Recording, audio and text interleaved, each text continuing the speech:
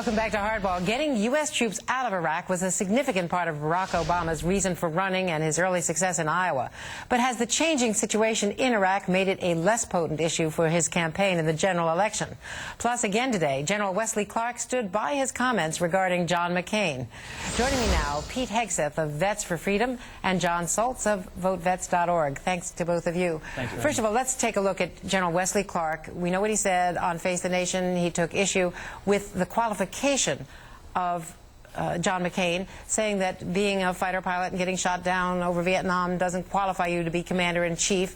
He said subsequently that he honored his service. This is what he said earlier today at 1 o'clock with me on MSNBC.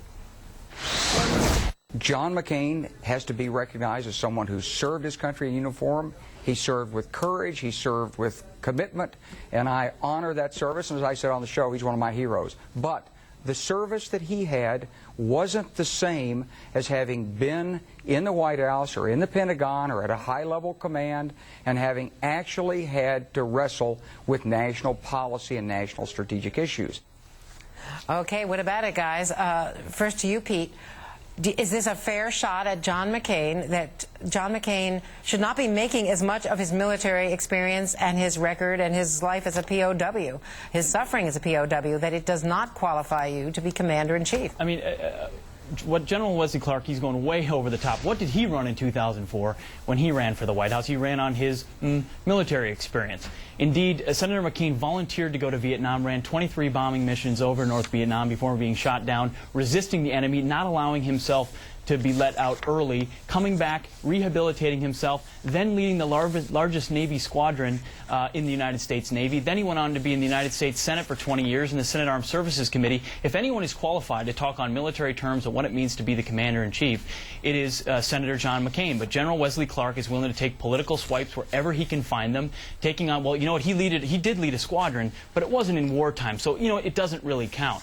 He's mincing words. He's taken off his military hat. He's putting on his political hat, and he's basically becoming Senator Obama's hatchet man. Jon Soltz, what about that? What's your response? It's really simple. The last American general to win a war for the United States of America is General Wesley Clark. Senator McCain right now is supporting a policy that's going to cost us to lose a war in Afghanistan. It's very simple. Senator McCain's service is honored by General Clark. Him and I wrote an op-ed in the Los Angeles Times saying this when we discussed when Senator McCain wouldn't support the GI Bill. But his experience in Vietnam has not led him to have proper judgment in the war on terror. He has supported a policy in Iraq that has destroyed the armed forces of the United States, made our military unable to project force throughout the world, and supports essentially a policy of retreat against Osama bin Laden in Afghanistan. And these are the issues we want to talk about. Where is John McCain on the war on terror? And he's wrong. Well, whether you guys agree or disagree with what Wesley Clark said, he certainly took Barack Obama off message when Obama was trying to give his big speech on patriotism.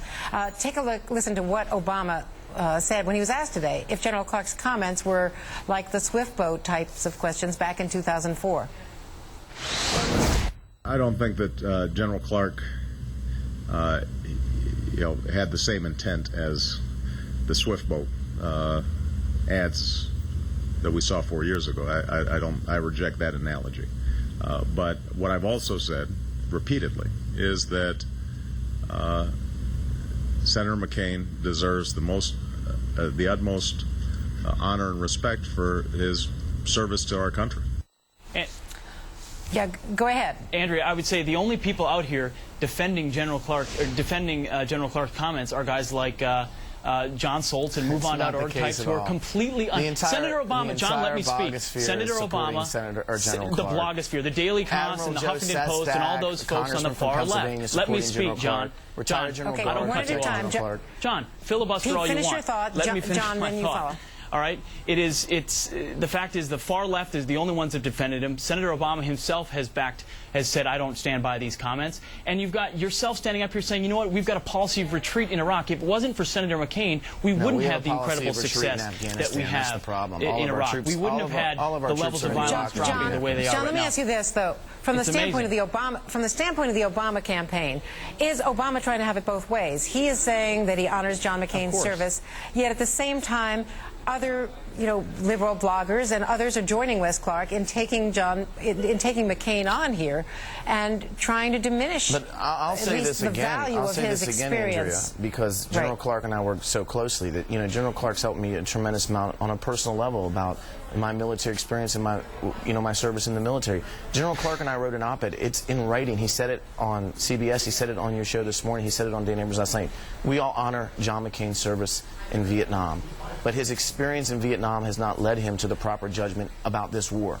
And Senator Obama is very clear on the fact that he wants to change our policy and go after al-Qaeda where they are in Afghanistan, not in Iraq. Andrea, General Clark has taught John how to be a left-wing political operative and is unwilling to look at what's actually happening on the ground. Let's not go there. Pete and John, let me just play for you what Jim Webb, who some have mentioned as a potential running mate, here's what Jim Webb said on Countdown with Keith Olbermann last night. John McCain is my longtime friend. If that is one area that I would ask him to calm down on, it's that. Don't be standing up and uttering your political views and implying that all the people in the military support them, because they don't, any more than when the Democrats had political issues during the Vietnam War. Let's get politics out of the military, take care of our military people, and have our political arguments in other areas.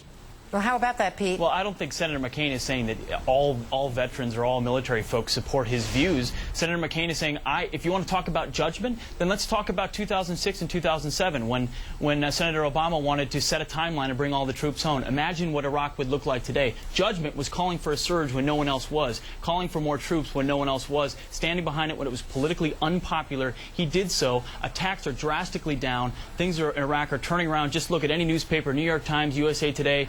Everybody out there is saying the surge has worked. It's been remarkably successful, despite what John and Wesley Clark and others might want to say, John, that the surge has failed.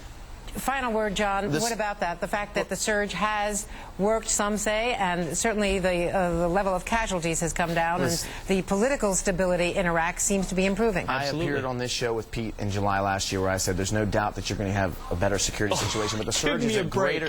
Give me a break, John. The surge is a greater failure. This surge is a greater failure than the actual invasion, because in Afghanistan the last month, you have more casualties than you have in Iraq. In Afghanistan right now, you have our NATO troops pulling out because our Iraq policy is so unpopular.